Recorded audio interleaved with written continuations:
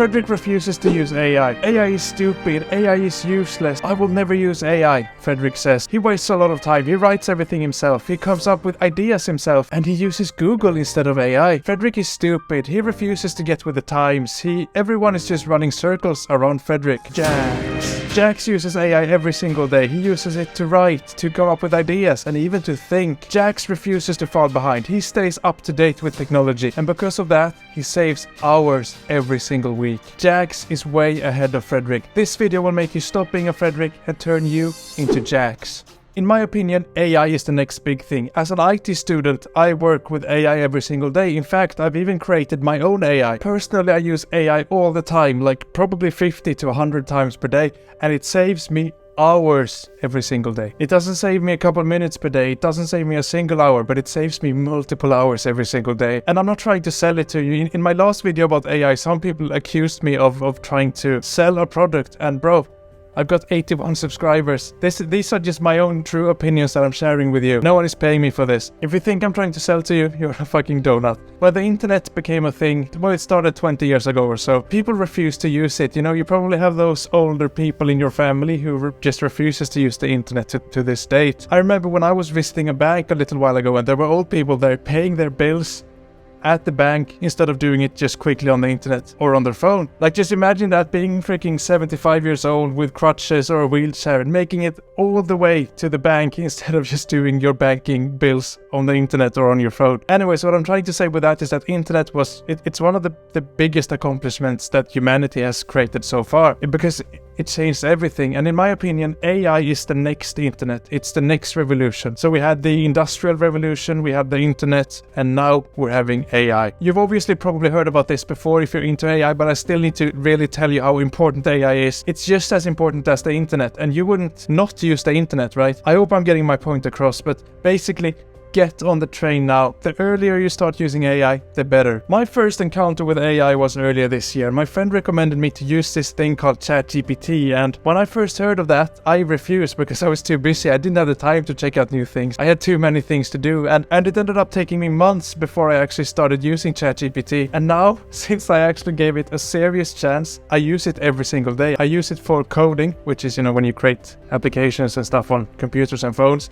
I use it for writing, brainstorming ideas. I even use it for video editing. I don't use ChatGPT for video editing, that's another tool, but the point is that I use AI all the time since I actually started giving it a chance. And it just makes all these tasks I have to do so much faster. And the story is almost a little bit ironic, because originally I was too busy to check out AI, and then it ended up saving me a bunch of time. So don't make my mistake is what I'm trying to tell you. The first thing I would do if I were you is to find AI tools in your industry. Like, for example, when I make a YouTube video, I don't have an expensive microphone around me. I use something called Adobe Podcaster, which is a free AI tool that just that makes any sound recording sound like it's recorded in a professional studio. I'm not selling it to you, I'm just explaining it. And that way I don't have to buy a microphone for $100 because it saves me, well, I can't afford that as a student, really. If you click like, maybe I can afford a proper microphone. So that was number one. I use Adobe Podcaster. I also use something called Captions, which is an app that automatically puts captions on shorter videos. You may have seen shorts if you watched my channel before. So you just put your videos in the app and it literally uses AI to create the captions for you. It takes like 10 seconds.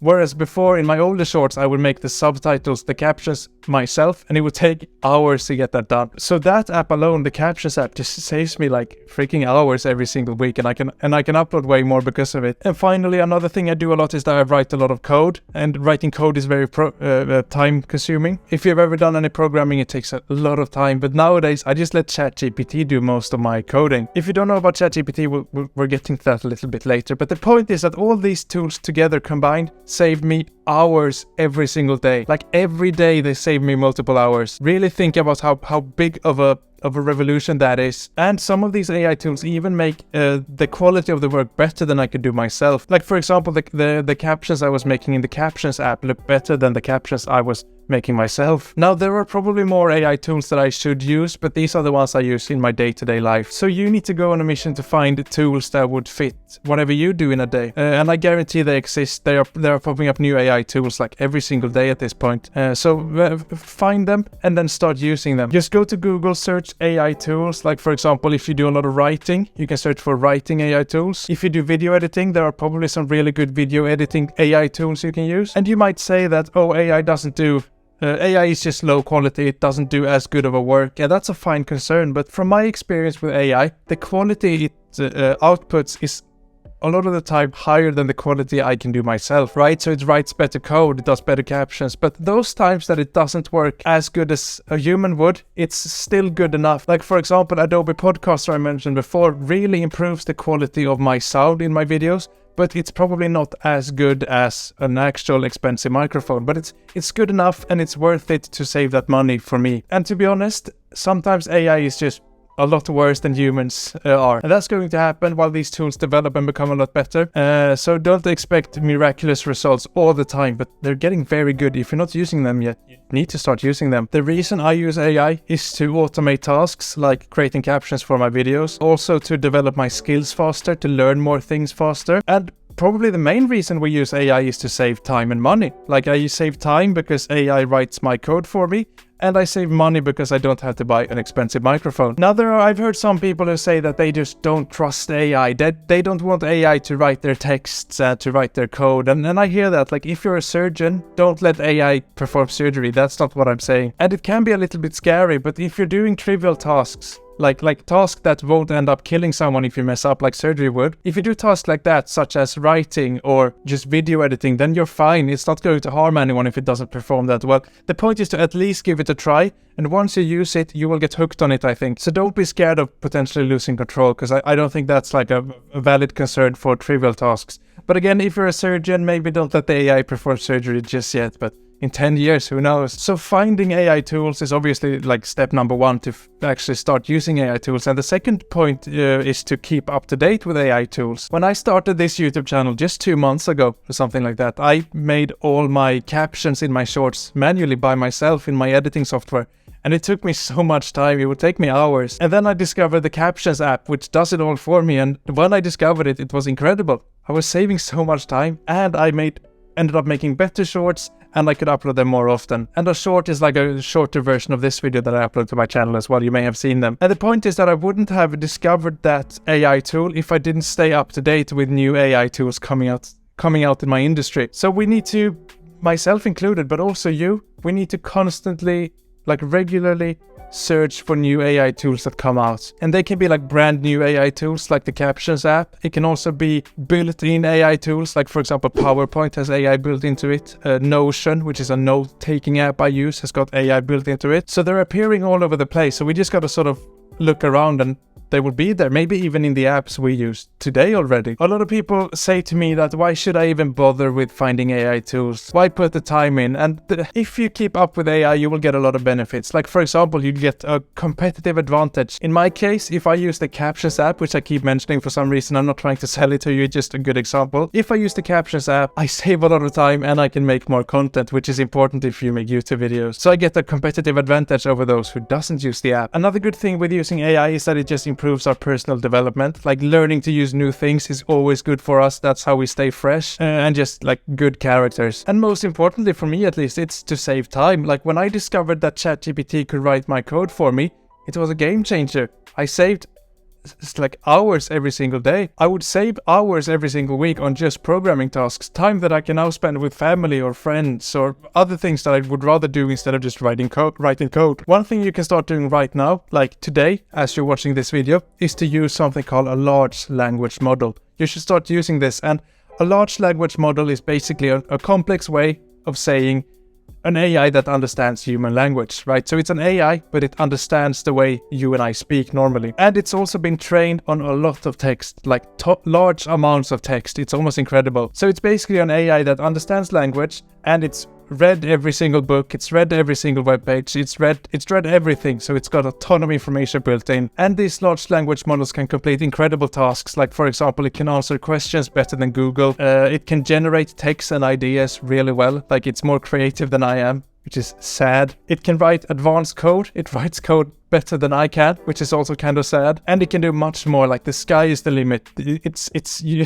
Your creativity is going to be the limit to what things you can use these things for. There are a couple of large language models out there that you can use. For example, there is Google Bard, Snapchat has one built into it, and there's also something called Bing Chat. I don't use Google Bard because it's not available in my country. I don't use Snapchat AI because I don't use Snapchat. And I don't use Bing because of Bing. So my personal favorite is ChatGPT. It's what I've always used. It works for me. It's not sponsored or anything. It's not even a product. It's made by a bunch of researchers just like myself, but a lot more capable researchers, to say the least. So the way it works is that you go to the webpage, I can maybe link it below, and you just talk to it like a chatbot, like you just chat with it like you would with a friend or a chatbot. And it understands you and it replies to you, and it understands the entire context of the conversation as well. So everything you've sent before, it remembers for the next replies you send. So it's very smart. It's incredibly smart. I use ChatGPT for almost every single text related thing I do in my day. So if I'm writing an email, I use ChatGPT.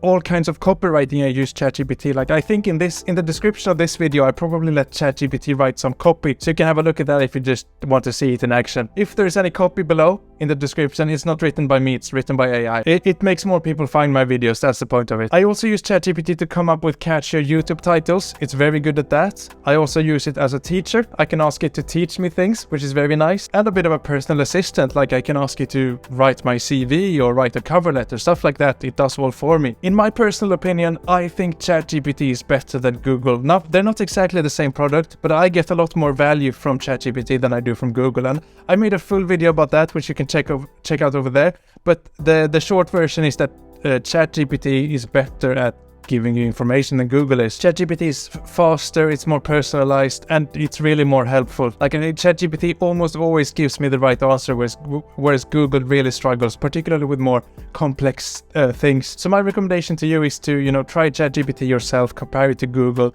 or just check out my video I made on it. Now, ChatGPT and these large language models in general are not always better than Google. Like, for example, if you go to the ChatGPT website, it's got something called a cutoff date in 2021. That means that it's only been trained on texts up to, I think, September of 2021.